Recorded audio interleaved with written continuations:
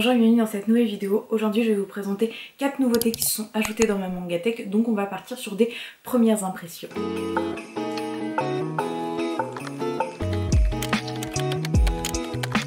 On va commencer tout de suite par The Summer Ikaru Died. C'est écrit par Mokumo Kuren, il y a actuellement 3 tomes et c'est aux éditions Pika. Moi j'ai lu que les 2 premiers tomes, donc mon avis sera sur ces 2 premiers tomes. On va suivre 2 jeunes qui vivent dans un amour un petit peu reculé entre les montagnes, tout ça.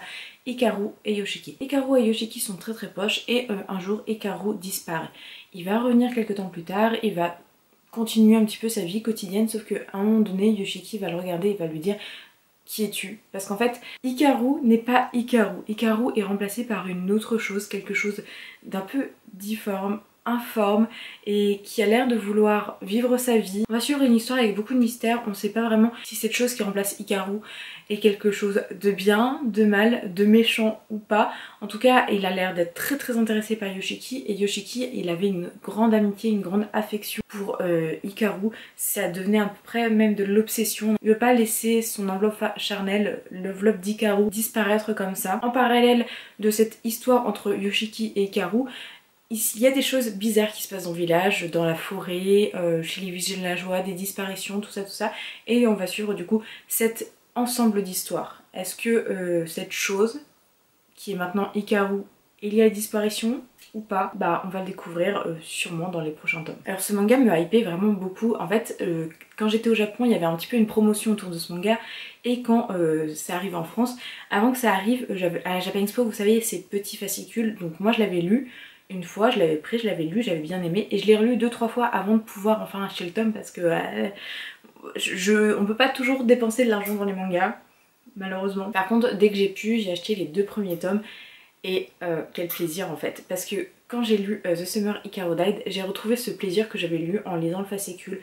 Déjà, je trouve que les dessins sont très beaux, je vous mets des inserts juste ici. Vraiment, l'aspect visuel et graphique du manga est vraiment très sympathique. Ensuite il y a cette relation entre Yoshiki et Hikaru, donc cette notion de Yoshiki Hikaru avant qu'il y ait cette chose, où on se rend compte que Yoshiki a un attrait, peut-être une romance, quelque chose, enfin il avait l'air d'être très proche d'Hikaru et en fait cette disparition l'a profondément meurtri au fond de lui. Donc on a déjà cette notion là et il y a aussi cette relation entre Yoshiki et Hikaru bis, on va dire, cette chose qui veut être proche de Yoshiki, qui va tout faire pour être proche, qui va le protéger, qui va avoir quelque chose à faire avec lui, mais pour l'instant on sait pas vraiment ce qui se passe entre eux. On n'arrive pas à mettre le mot sur leur relation, que ce soit avant et maintenant. En fait, il y a toujours une ambiguïté, quelque chose d'étrange entre eux. On n'arrive pas à mettre le mot dessus. Du coup, je trouve ça ultra intéressant parce que du coup, l'aspect un petit peu relation sociale est très intéressant dans ce manga. Il y a aussi bien sûr le scénario, ne l'oublions pas, parce qu'il y a énormément de mystères, un peu de surnaturel, des disparitions. Qu'est-ce qui arrive à Hikaru? Qu'est-ce que c'est cette chose? Quel impact ça va avoir sur leur quotidien? En fait, on a beaucoup de questions qu'on commence à répondre ou pas, des mystères qui s'intensifient. Et déjà, en fait, quand j'ai une œuvre qui m'intrigue, qui est mystérieuse, qui a des problèmes qui se soulèvent, mais de manière progressive, c'est pas on arrive, il y a 10 000 problèmes et en fait on sait pas trop les discerner les uns des autres parce que il y a trop d'éléments, trop d'informations. Là, je trouve que c'est mis de manière d'intensifier le mystère sans perdre de sa valeur. Donc déjà au niveau de ce scénario, on a quelque chose qui est quand même plutôt cool. J'ai très hâte de lire le tome 3 et la suite pour en savoir plus sur ce monde, sur cet univers. Et en plus, quand on lit ce manga, on a des sensations de malaise qui arrivent et genre c'est quand même assez rare que quand on lit un manga, on est malaisé, mais dans le bon sens. Je sais pas si vous allez comprendre, mais par exemple, quand j'ai lu le manga, par des moments, il y a des situations qui font que c'est pas normal, c'est pas habituel, c'est dérangeant.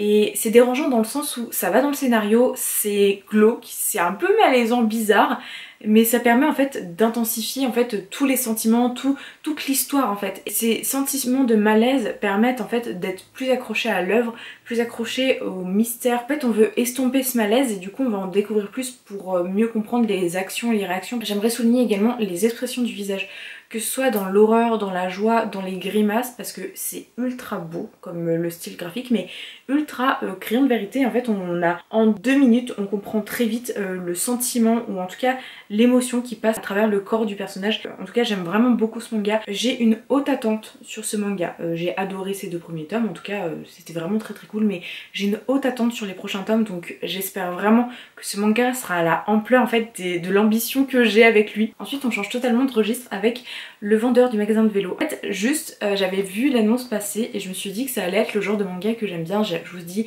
j'aime bien les tranches de vie, j'aime bien quand il y a un petit côté sociétal, en plus entre adultes. C'est vrai que je vais m'orienter plus vers ce genre de manga, même si bon un petit scout de lèvres comme ça court à sa couche, je dis pas non.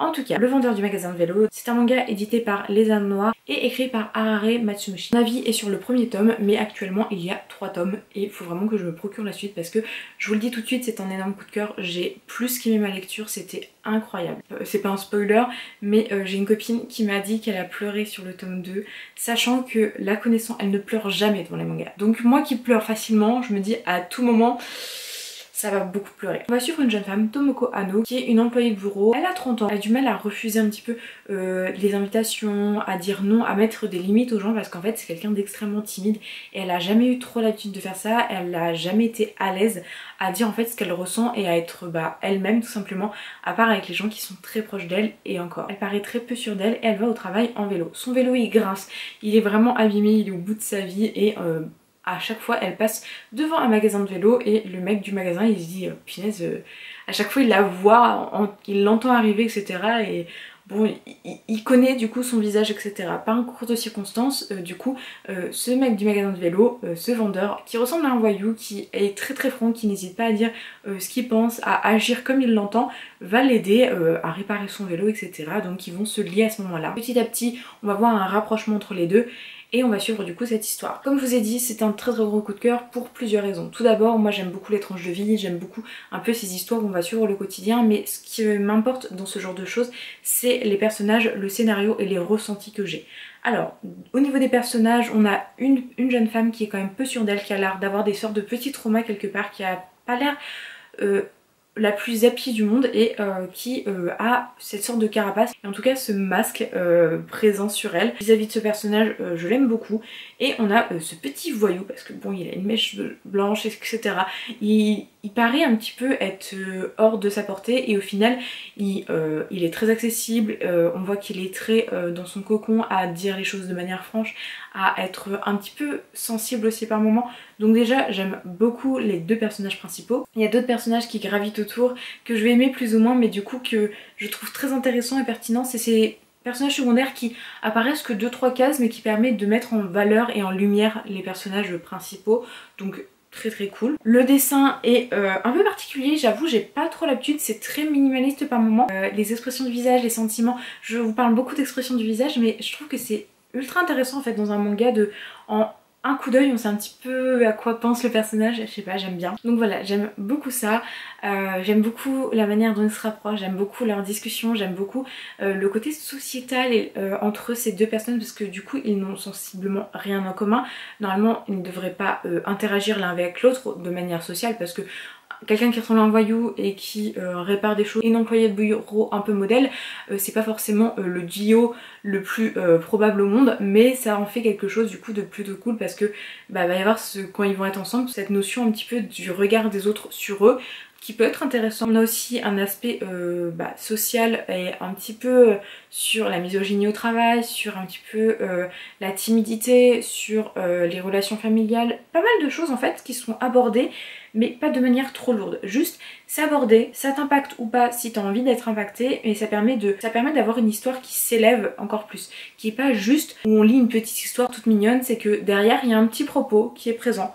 Donc moi c'est le genre de choses qui vont me toucher, qui vont impacter ma lecture et qui en fait m'en font une œuvre que je trouve plus aboutie on va dire. Je suis très attentive de la suite, je pense sincèrement que je vais très vite acheter bien sûr la suite, ça va être genre trop bien, je suis vraiment ultra happy. Genre il n'y a pas d'autre mot. Ensuite j'ai lu Sans aller à l'école, je me suis fait des amis, donc c'est un one shot quand même plutôt conséquent qui est édité par Akata et qui est écrit par Tsuyoshi Tanazano. Cet auteur, j'avais déjà un manga qui est Sans aller à l'école, je suis devenue mangaka, qui m'avait beaucoup touchée. C'est un des premiers mangas que j'avais acheté et quand j'ai vu qu'une suite sortait, je me suis empressée de l'acheter. Alors c'est pas une suite dans le sens où c'est vraiment la suite directe, c'est plus... En fait, c'est un récit autobiographique de quelqu'un qui est devenu mangaka sans aller à l'école, du coup qui a eu une phobie scolaire très importante et qui a un petit peu eu un parcours hors norme, et notamment au Japon où quand on sort un petit peu des cases, c'est très compliqué, donc on va le suivre évoluer dans la vie, et là en fait on va le suivre se faire des amis, donc d'un âge plus jeune jusqu'à presque maintenant en fait, et on va voir l'impact de ces amitiés qu'il y a eu sur lui.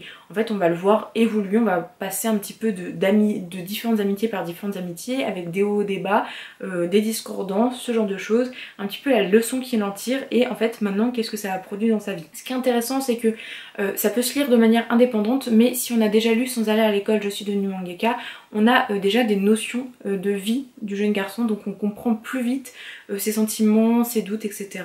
Et ça permet de comprendre un propos qui est abordé, parce qu'en fait c'est un récit autobiographique qu'il a fait avant l'autre. Et depuis sans aller à l'école Je suis devenue mangaka, en fait il a été en contact avec beaucoup de gens, beaucoup de familles, de personnes qui ne sont pas allées à l'école, et ou en tout cas qui s'enferment chez eux, ce genre de choses, et du coup il avait ce sentiment un peu d'imposture, tout ça, et qui est abordé dans ce manga.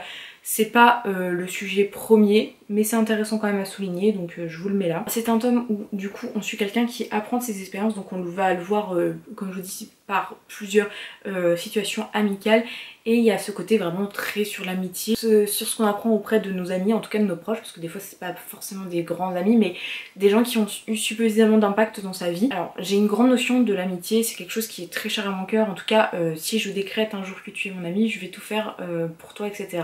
Enfin je suis très friand du coup de ce genre de dialogue, de ce genre de choses qui est mise en lumière, donc j'étais très contente de lire ça. Bon le petit bémol ça va être les dessins, parce que j'accroche vraiment pas, c'est pas du tout le genre graphique qui va me plaire. Je vous parlais des expressions du visage qui sont présentes mais qui n'arrivent pas à me toucher en tout cas pour cette œuvre.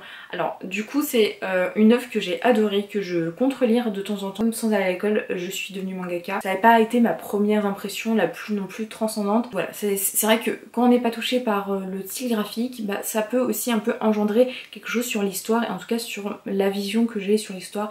Ça a été une bonne lecture, j'en garderai un très bon souvenir, je le relirai aussi. C'est vrai que comparé aux deux autres œuvres que je vous ai présentées, ça a moins été un coup de cœur. Par contre, vu que c'est un one shot qui est conséquent, il se suffit vraiment très bien à lui-même, c'est très abouti. Enfin voilà, du coup c'est ce côté où j'ai adoré l'histoire, j'aime beaucoup la notion d'amitié, je trouvais que c'était ultra sympa. Après, ça n'a pas été non plus un gros coup de cœur de lecture, ça a été une lecture que j'ai appréciée tout de même. En fait, je sais pas comment vous expliquer, parce que j'ai adoré la lecture, je vais le relire, je vais le garder dans mon Mangatag, etc. Mais c'est vrai qu'on parle beaucoup de coup de cœur, de pas coup de cœur, etc. Et en fait c'est une très bonne lecture, c'est quelque chose que j'ai vraiment aimé, mais pas au point de vous en faire des éloges incommensurables. Du coup voilà. Désolée, je conclue un petit peu de manière abrupte, mais après sinon je vais épiloguer sur cette notion là, mais voilà. Et ça va être un petit peu le même sentiment que je vais avoir sur Tokyo Cannabis. Alors Tokyo Cannabis c'est un manga qui m'a été envoyé par Kana, c'est de Yuto Inai, et du coup pour l'instant il y a un seul tome. En fait on va suivre un fleuriste qui va apprendre à cultiver de l'or vert, donc en fait dans ce tome on va suivre du coup ce fleuriste qui a sa boutique de fleurs, sauf que il marche pas très bien, il est un petit peu à tout moment sur le point d'être en faillite, et il était à l'école avec quelqu'un, et en fait ce quelqu'un va lui proposer de cultiver du cannabis pour lui, parce qu'il sait que c'est quelqu'un qui est très fort dans la culture, etc.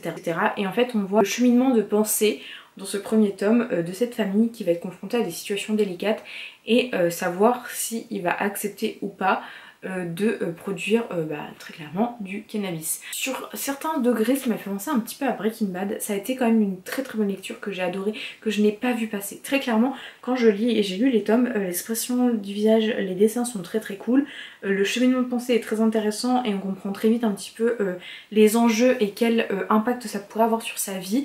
Il y a des parallèles qui sont très bien faits, qui permettent de mettre en lumière la dangerosité de ses pensées, de la proposition qu'on lui a fait, mais en même temps on voit qu'il est dans une situation très délicate. Voilà, donc déjà il y a toute cette notion là qui est dans ce tome. Il y a cette notion aussi beaucoup de famille, de sacrifice pour sa famille, des plantes aussi, très clairement, de l'amour qu'on a pour les plantes, de cette notion de monde un petit peu parallèle au nôtre, ce monde un peu illégal. Voilà, toutes ces notions sont mélangées dans ce manga et ça en fait un très très bon manga que j'ai adoré. Dans un premier temps, quand je l'ai lu, j'ai surkiffé ma lecture. Maintenant, avec un peu de recul, et c'est aussi ça qui est bien dans les premières impressions, c'est qu'en général, je vous les fais pas non plus à chaud. J'attends et je fais un scénario de mes vidéos, donc avec les points forts et les points faibles du manga que j'ai envie d'aborder. Et avec du recul, j'ai apprécié ma lecture, c'était une très bonne lecture, j'ai hâte de lire la suite. Mais j'ai une plus grande attente pour la suite parce que c'est un manga qui peut aller très loin, qui peut aborder des sujets ultra cool, mais en même temps qui peut aussi se casser la gueule si le scénario n'est pas béton derrière, parce qu'il y a des points tellement lourds abordés avec un thème tellement fort, et sans que ça soit trop comparé non plus avec d'autres œuvres. Ça m'a fait penser quand même mentalement à Breaking Bad, donc on peut facilement le comparer à d'autres œuvres. Du coup voilà, c'est une très bonne lecture, j'ai hâte de lire la suite. C'est pas non plus été quelque chose qui m'a transcendée et je me suis dit mince, il faut que je lise tout de suite la suite. Sur le coup oui, avec du recul peut-être moins. Du coup voilà, n'hésitez pas du coup à me dire si vous l'avez lu, ce que vous en pensez. Moi en tout cas, comme je vous dis, je suis très très attentive de la suite parce que en fait je pense que c'est la suite qui va me dire si j'aime vraiment ce manga ou pas, parce que c'est pas un manga qui s'apprécie en coup de cœur sur le premier tome. Je sais pas si vous voyez ce que je veux dire. Et vraiment, je suis désolée pour ces deux derniers mangas. J'ai eu du mal à verbaliser mon amour pour les œuvres parce que c'est des œuvres que j'ai adorées, mais pas au point de vous les mettre dans un coup de cœur et pas au point de vous dire que genre je vais foncer tête baissée sur tous les tomes qui vont sortir. Ce que je peux vous dire avec les deux autres œuvres. Là, c'est plus, j'ai mis une réserve, j'aime beaucoup, mais j'en attends plus dans les prochains tomes. Moi c'est ça, c'est en fait l'autre c'est un one shot donc il est très cool, je le relirai, mais voilà, c'est pas non plus la meilleure lecture. Et lui j'ai mis une réserve et je veux attendre les prochains tomes pour me faire un avis plus concret dessus. Du coup je vous remercie d'avoir regardé cette vidéo. N'hésitez pas du coup à me dire les mangas que vous avez découverts récemment, ce que vous en avez pensé, si vous les avez aimés ou pas, ou si vous avez un avis sur les œuvres que du coup je vous ai parlé. N'hésitez pas du coup à vous abonner, à liker la vidéo. En tout cas je vous souhaite une très bonne journée et surtout prenez soin de vous.